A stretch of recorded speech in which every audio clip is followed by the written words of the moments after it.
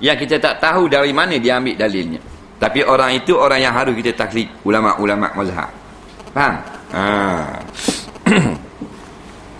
Jadi ulama-ulama ahli sunnah berkata haram taklid dalam bab akidah. Contoh, mun tahu dua ni Tuhan tu ada. Aku dengar ustaz ngajar semalam. Tu panggil taklid. Dia tak ambuh gitu. Dia nak, kalau Tuhan tak ada, siapa nak jadi langit dan bumi? Tak boleh taklid dalam bab tu. Jadi ustaz-ustaz Datuk Guru ulama hanya sebagai perantara untuk memudahkan dapat kita beriman. Nampak? Itu boleh. Tapi dalam bab fiqh tak apa. Nah, lagu ni mutayyak akhir duduk sepak gini, bukan tak tengok Mekah duduk macam istirah yang duduk taruh ni. Ikut mazhab Syafi'i, dah hadis riwayat siapa? Aku tak tahu mana-mana. Dalam bab akidah tak boleh. Mutawallah ni Tuhan ada. Aku dengar ustaz khabar mana? Tuhan ada. Dan kalau ustaz khabar tak ada ulak lah. Tak boleh kita nak kita sendiri berfikir sendiri dan buat satu resolusi, satu keputusan. Kalau Tuhan tak ada, siapa nak menjadi yang langit? Siapa nak buat bumi? Aku nak buat sendiri, tak boleh. Baru sah.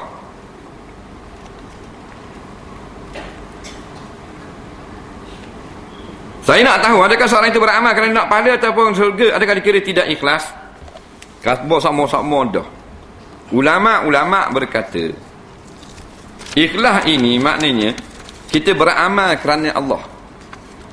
Lawannya riak, beramal kerana dunia. Dunia ni pangkat harta, pangkat, duit, pujian, kemegahan dan sebagainya. Dunia lawan akhirat.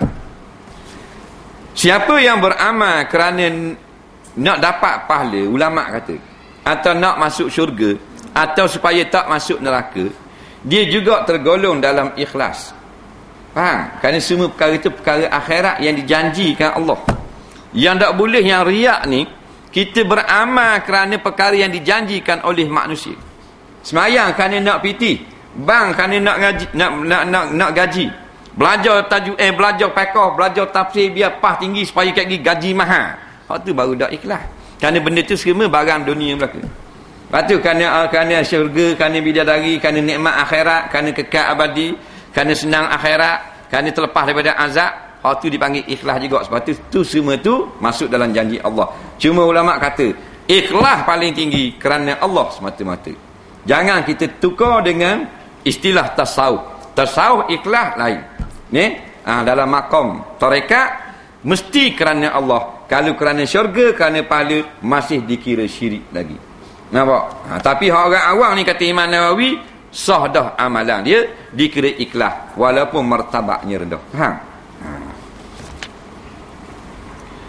Apakah boleh kita lakukan solat sunat hajat sekali dengan solat sunat subuh? Kerana tak ada masa nak lakukan solat sunat subuh berjemaah. Tidak ada masa untuk melakukan solat subuh berjemaah.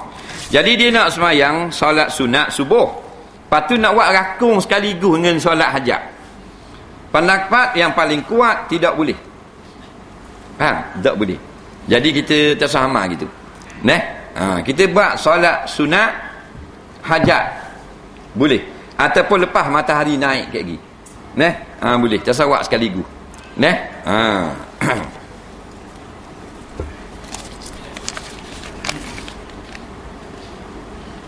Seorang perempuan Islam dalam keadaan wuduk tersentuh perempuan kafir, adakah wuduknya batal? Perempuan ni ada wuduk, dia sentuh dengan perempuan kafir, batal ke tak? Jawabnya tak batal. Kan syarat-syarat membatalkan wuduk dalam bab persentuhan ni dia ada 4 perkara. Yang pertama, mestilah bersentuh antara lelaki dan perempuan. Yang kedua, bersentuh kulit. Nampak? Yang ketiga, hendaklah kedua-dua orang itu orang besar, jangan budak aluh, jangan budak kecil. Yang keempat, tidak ada hubungan mahram. Nampak? Dah ni awal-awal lagi dah. Dia ni perempuan sama puang. Tak batal. Kita pegang tangan orang kafir seminggu tak batal lagi. Dah saya kata setuh. Saya nak kahwin tapi tak ada duit. Siapa ni? Seh ke boleh? Boleh tak saya buat pinjaman bank? Adakah dalam keadaan demikian saya dikira tak mampu untuk berkahwin? Minta tolong. Jelaskan dengan terperinci. Apakah hukum membakar sapah atas tanaman hidup seperti rumput dan pokok menjalar? Baik, dia bakar sapah, tapi sapah tu duduk atas rumput, maka rumput hidup jadi mampu. Ada orang kata dosa pasal bunuh rumput. Jawabnya tak apa. Tak bolehnya rumput orang. Tak boleh, patuh harta orang. Dalam pagar rumah orang tanam rumput. Dia pergi bakar satu, habis rumput orang. Tak boleh, kena ganti balik. Tapi rumput yang terbiar, tak apa. Nah, pokok boleh bakar. Apa tujuan bakar? Kerana maknanya dahangnya ni bahaya. Kat gigi jatuh atas rumah orang. Nak terbang tak cakap. Nampak? Ataupun ada maknanya ular sawa besar berakhir mari duduk sini. Nah, dia pun bakar supaya menatang-natang tu lagi. Tu tak apa. Saja-saja bakar makruh. Tak boleh. Dia nak kahwin tapi tak ada piti. Ini soalan takhir ya.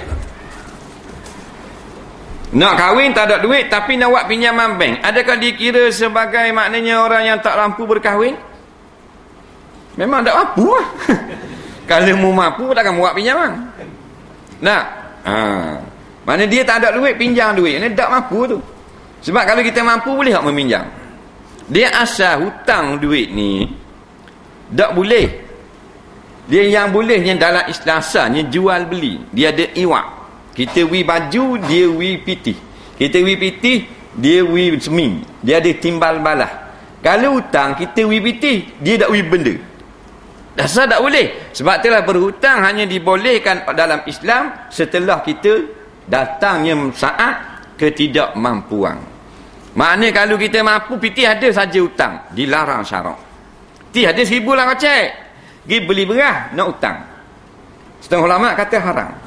Nampak? Pitih boleh bayar, tapi saja nak hutang, haram. Setengah ulama kata. Setengah ulama kata makruh. Dibenci syarak. Dia hanya ada apa? Pitih ada naya, bukan nak beli beras, nak bayar bank sekolah anak lagi. Tambah-tambah. Jadi terpaksa berhutang. Baik. Jadi dah awak dah tak ada pitih, nak berhutang dengan sebab nikah. Boleh ke tak? Jawabnya harus. Sama hukumnya berhutang kerana nak pergi Mekah. Hajinya sah dan kalau kahwin pun sah. Nampak? Cuma tengok keadaan. Sebab kita berkahwin kadang-kadang haram, kadang-kadang wajib, kadang makruh, kadang sunat. Kita flashback balik. Kita rasa ingin berkahwin dan ada kemampuan, sunat berkahwin. Nampak? Tak ada kemampuan lagi tapi rasa nak berkahwin, harus. Ada kemampuan tapi tak rasa nak kahwin, harus. Rasa nak kahwin tapi tak ada pitih, makruh. Kata ulama. Nampak? Kalau kahwin memang aku nyanyi ke isteri aku ini jenis jahat. Haram kahwin. Dah kahwin bahaya, habis. Akik sekati pun aku kejar. Wajib. Dia ada hukum, dia berubah. Jadi awak sekarang ni dalam keadaan nak kahwin tapi pitih tak ada. Makruh. Dah buat pinjaman harus. Ini ada di bank. Pinjaman kahwin. Pinjaman peribadi ni tak? Nak kahwin. Tak pun mahal-mahal. Tak ni letak anak dah ni. Jadi murah kacil dah pula ni. Waktu saga meja pipong 4,000 lah ni sutik. Belakang pun borong street 4,000 lah ni. 3 utis 10. Saya pergi beli Kuala Lumpur ni. 3 utis 10 rasa? Ke berapa? 3,10. Balik beki habis 1,500 jual 8. Jual 7 orang lihat ada. Dah 3,10 potong saga. Dah sutik 3,500. Dah duduk puan ni 6,000. Ni potong saga buruk-buruk pun boleh gohit tak mau. Ni ada 3 hari tak boleh gohit. Jadi nak buat pinjaman ke, jangan buat pinjaman riba sudah. Nampak tak? Jadi tak ada masalah tu. Kita fikir kita layak mampu bayar ataupun tidak. Nak udah ke pinjam JKK. Wallah. Wallahu a'lam. Bismillahirrahmanirrahim. Allahumma anfa'ni bima 'allamtana wa 'allimna bima yanfa'una. Rabbana zidna 'ilma. Rabbana atina fid dunya hasanah wa fil akhirati hasanah wa qina azabannar. Wa sallallahu sayyidina Muhammadin wa 'ala alihi wa sahbihi wasallam. Walhamdulillahirabbil alamin. Assalamualaikum warahmatullahi wabarakatuh.